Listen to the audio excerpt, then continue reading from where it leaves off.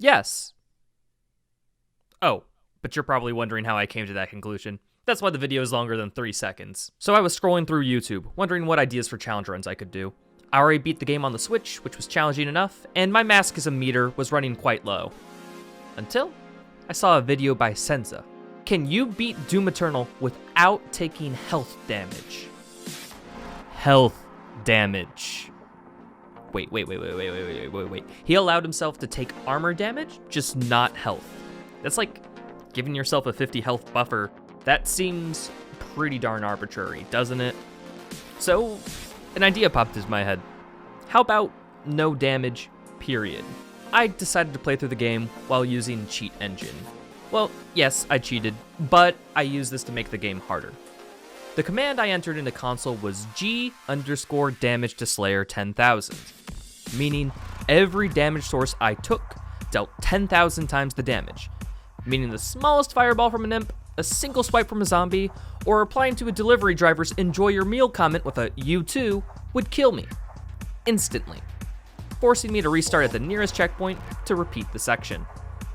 I used the Dark Souls hit counter to keep track of how many times I took damage, located right by my Hideous face, if you're ever curious about what the death counter is at.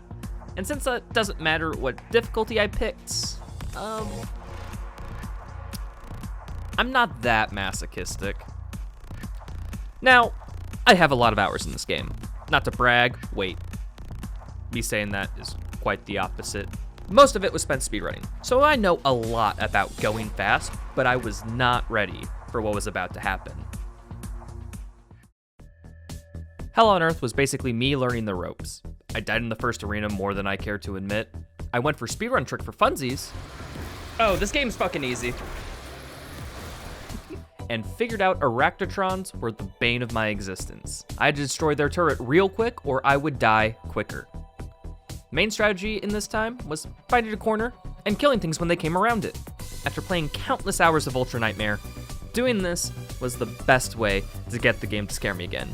Fearing for my life is pretty easy to do if literally one mistake would end up getting me killed. This is why I don't like playing Valorant. That being said, after getting through Hell on Earth faster than I expected, I was feeling quite good. 16 deaths. It could have been way worse. I could consider that a success. Only 16 hits, the world is my oyster, and I still had major skepticism for what lies ahead. So, grenade, sentinel crystal, blah blah blah, into Exultia, second level of the run. Oh, you all should probably know what Doom Eternal's structure is. There are 13 missions in this game, and you have to beat them all in order, and we just beat the first one, Hell on Earth. Of course, you can skip nearly all the levels in this game by making use of a tech known as slope boosting, zips, and out of bounds navigation. This game is held together with toothpicks and bubblegum. As it's arbitrary how glitchy a glitch is before you get a YouTube comment saying that you're playing the game wrong, I decided to use the no major glitches rule set that speedruns use. It's actually called restricted if you're educated. That being said, this game's so broken, you should still watch an 80% run just to see the glitches. Show Paisano some love, tell them that you came from me. What was I on about? Oh yeah, Exultia was a lot more of the same from Hell on Earth. Except, the wheels in my brain started turning. I found a few cheesy strats to deal with a lot of arenas. And I figured out that the best way to avoid taking damage is to kill things before they can possibly do damage to you. Years of speedrunning prepared me for this day. In some scenarios, I did something to make things easier. I raised. The word is raised.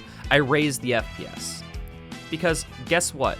Higher FPS has certain advantages in certain situations. Like, I'm able to conserve speed from bonking into this wall, hopping like a daisy rabbit, and completely skipping an encounter. I do this throughout the run to skip unneeded combat encounters, just to make my life easier. They said no glitches? What part of that was a glitch? I just jumped really well. You can't blame me for just jumping and dashing, can you? That's not a glitch. But all these dashes and jumpings would not save me from the Slayer Gates. Slayer Gates are the hardest arenas in this game, and they are completely optional. Except for me, my chat kept asking me to do the Slayer Gates, so I sighed, said that's fine, and that I'd just do a couple attempts just to please them, and give up if it was too hard. This This is a mistake. I am going to regret doing this, aren't I?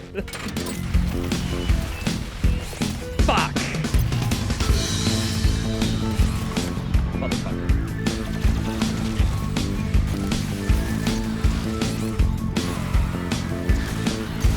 No! All right, I'm determined to get this. I am determined. I think I can do this.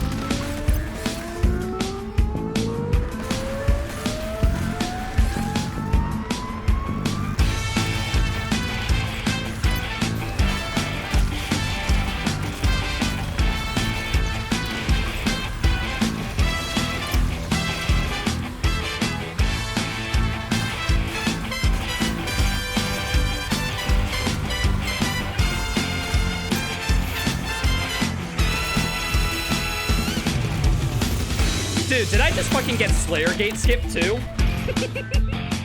Let me explain what just happened. This gate has a funky property, to where if you kill everything before the encounter is over, the arena ends early.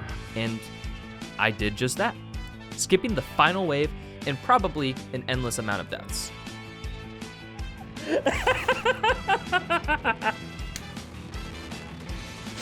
This gate's easy.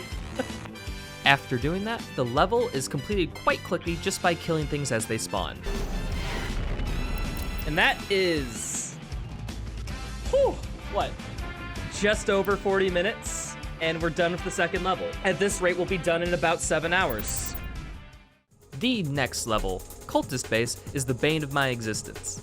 This level is filled with hard encounters, lots of traps, bullshit enemies, and the best thing in this game, the super shotgun. To get to it, I had to take control of Steve here, and Steve is not the Slayer, so my code from earlier did not apply. After trying some commands to try to make the game instantly kill me, I found out that there was no easy way of doing it. So I had to do the unthinkable. Every time I got hit as Steve, I just had to reload checkpoint like a freaking scrub. In this section, I had to do that a lot. What health does a rev start with? I remember seeing it one day. Fuck.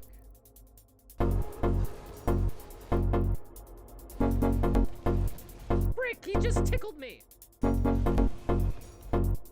rocket just... Method.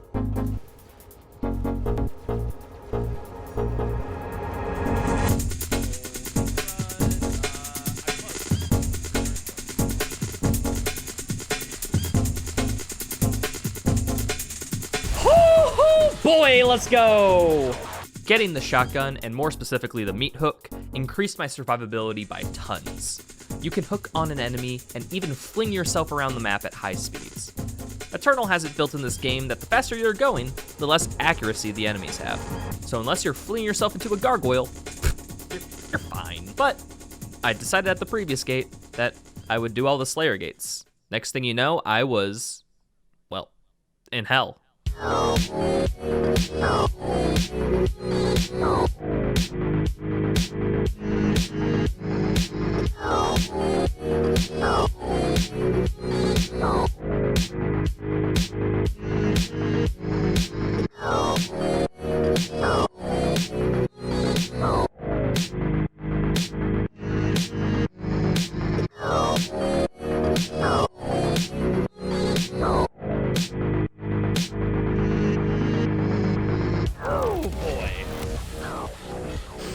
Let's go. There's just not much to say after that. I thought the pit fight would take a while. It didn't. I thought the rev fight would be horrible, but it was just a little bad. And at the end of the day, some of the hard encounters, they were just learning experiences. A few deaths and staying out of line of sight was all it took to clear them. Huh. You know what? I don't think this is not that bad. This level is some bullshit. But like, most of it was my own doing of dying at the end of encounters I had already cleared.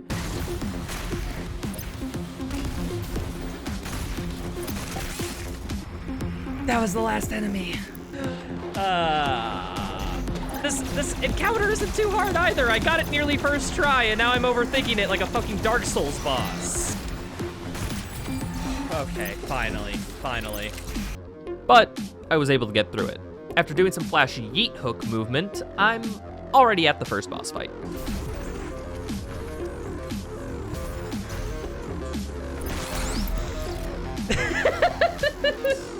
The Doom Hunters. Now, in the speedrun, we have a strategy to stun lock him, and it's very important that you do because he deals a lot of damage. Let's do this. Let's do this.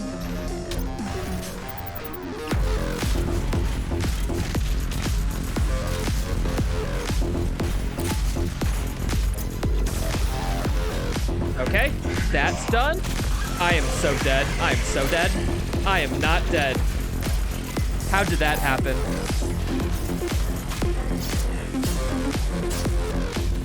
But wait. Now there's two of them.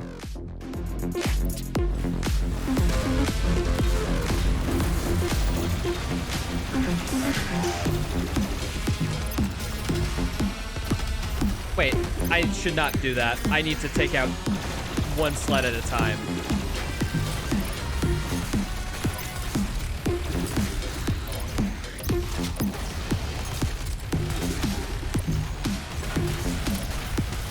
Okay, we're good there.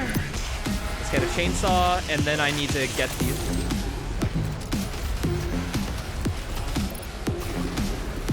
All right, and then it's literally just one glory kill and I win.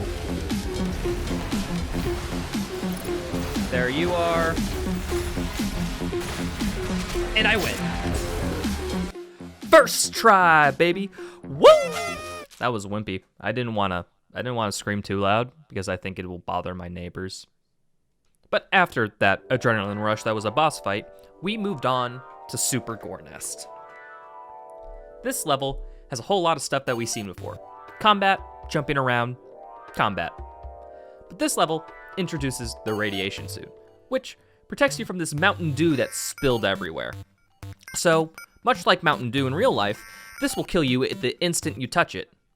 Luckily, the damage applied to this layer does not apply to the radiation suit, so I was able to survive all the sections in this game. After blowing up the Ultra Guts Den, a very scary escape section puts the real meat of the levels.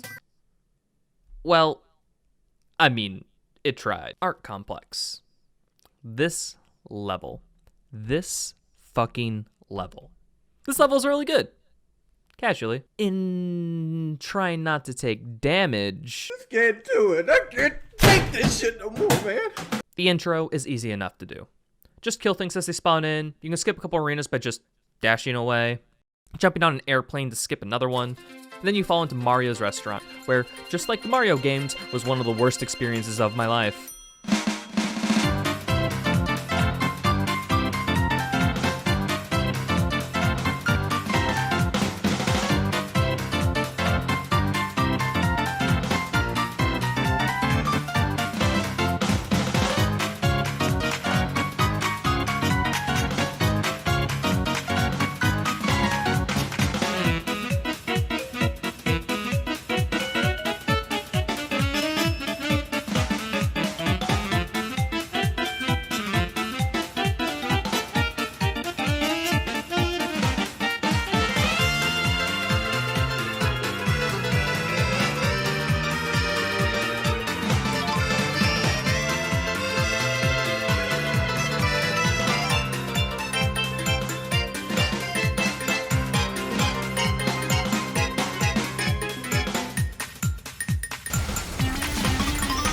It works. My goodness, I'm finally free from that torment.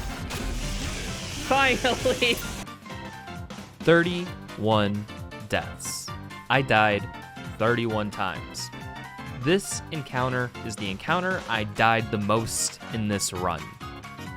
This encounter was so hecking difficult because it's a very open arena with enough fodder running around to make Black Friday look quaint, except Black Friday has more deaths. This arena is centered around the Berserk power-up, a rune that makes you instantly glory kill demons and gives you damage resistance from enemy damage. This, of course, isn't optimal because it doesn't matter how little damage I take, I'll instantly die. But doing the encounter the regular way would leave me open to all other fodder demons that would eventually kill me. To which I would perform my favorite speedrun skip in this game, known as hentai skip. I'll let you figure out why it's called that. And now, after doing that, we get to face the Marauder in one-on-one combat. Good boss fight.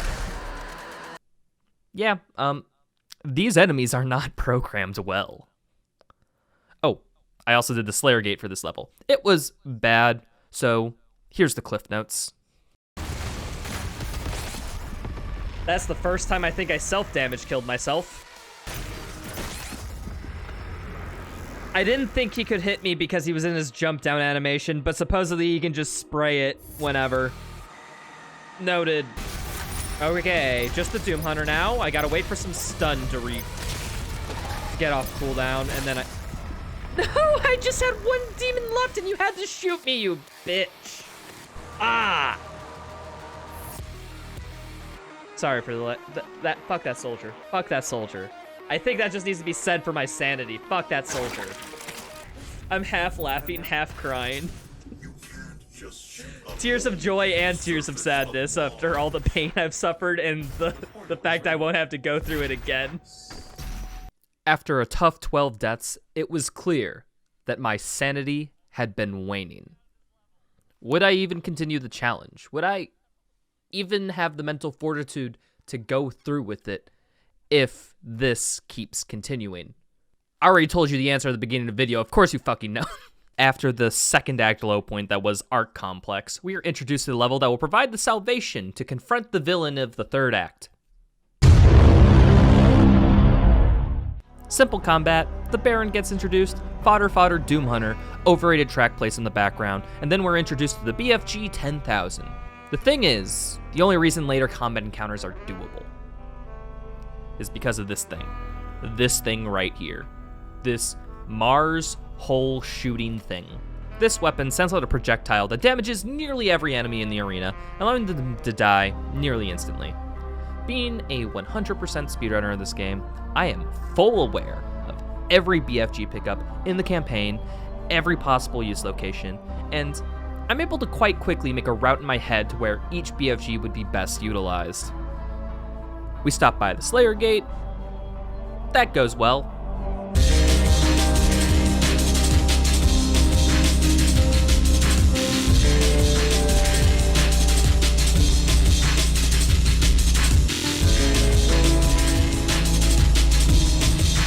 And then we speedrun the rest of the level, using all the BFG because it will be refilled in the next one.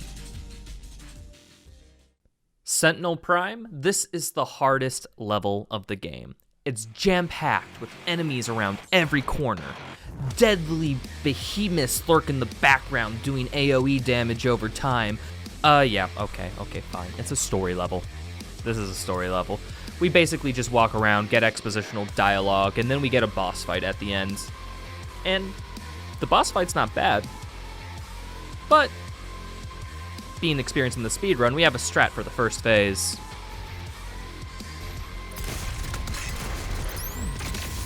There we are.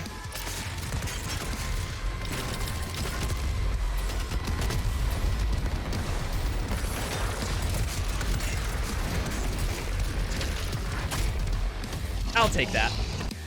And the second phase, it's a bit harder, but you're given 2 free BFG to deal massive damage to this guy.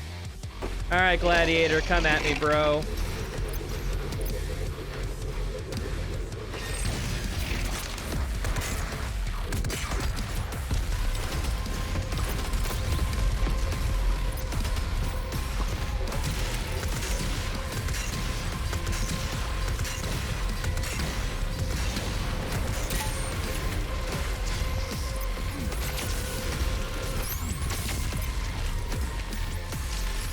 Holy crud, actually not bad. Yeah, I know. Knowing the speedrun stress kind of makes this fight a bit disappointing. Still better than the Dark Lord. Getting back to the home base. Oh no, demons are here. Whatever will I... Oh. I should mention all my upgrade trees at this point. Over the course of the run, I got various health and armor upgrades, because picking them up provided benefits such as pulling in loot from farther away and getting Blood Punch from excess health and armor, which is pretty useful because I'm always at full health or dead. so that means I can recharge my Blood Punch ability whenever I need to. The equipment upgrades were, well, unnecessary. I just got what was free. Because, like, 2 grenades is a must-have, and everything else on this sheet is basically just neat, okay even, but not really necessary. Taurus Nabad. This is my favorite level, actually. But the BFG, with the strats that we have, trivializes this entire level. Kind of like how we do in the speedrun. Dealing with 2 encounters at the same time, easy peasy, just BFG. Well, that was easy.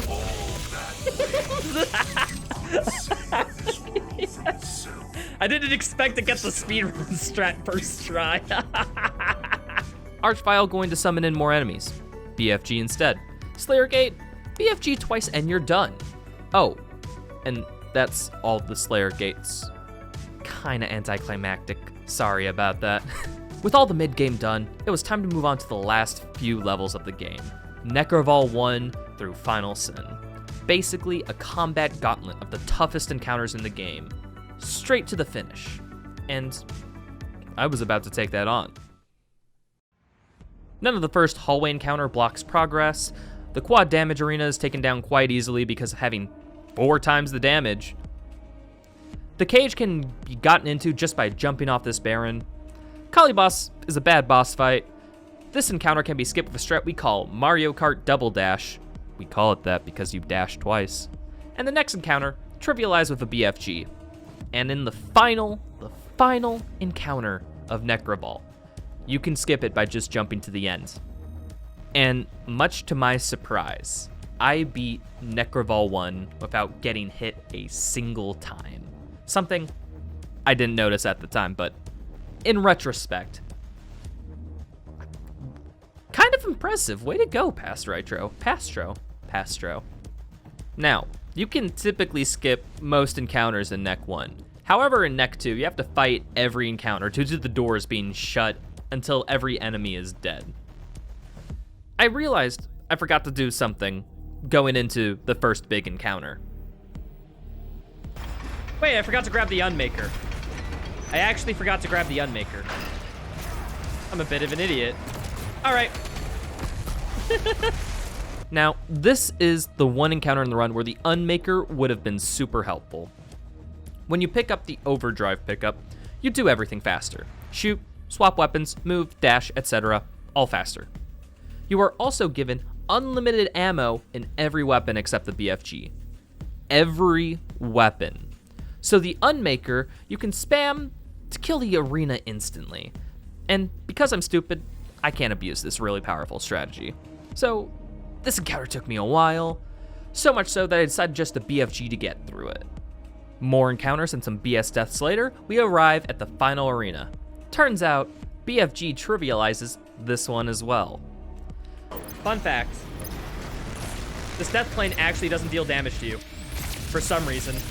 It's like one of the only death planes in the game outside of the Fortress of Doom to do that, for some reason.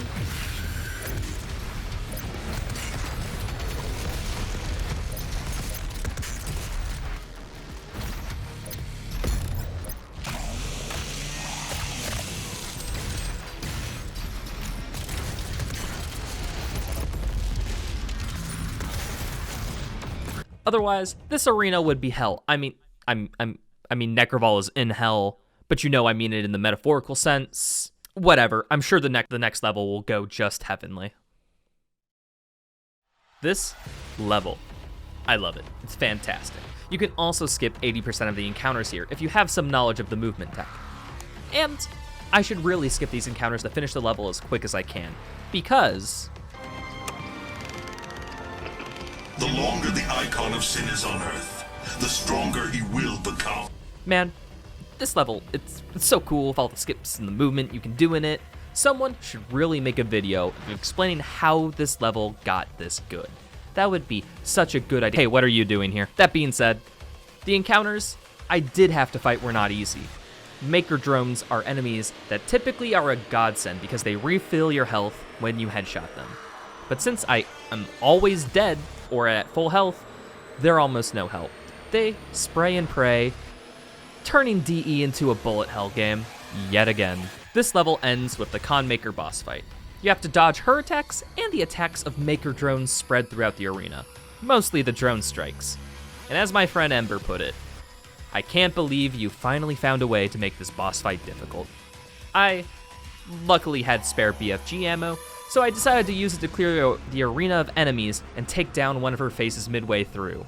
This would give me some breathing room so that I could complete the level. And here it was, the final level. I just had to beat some of the toughest combat encounters in the game, and I would be at the final boss fight. And with the rest of the game under my belt, I felt confident that I could do it.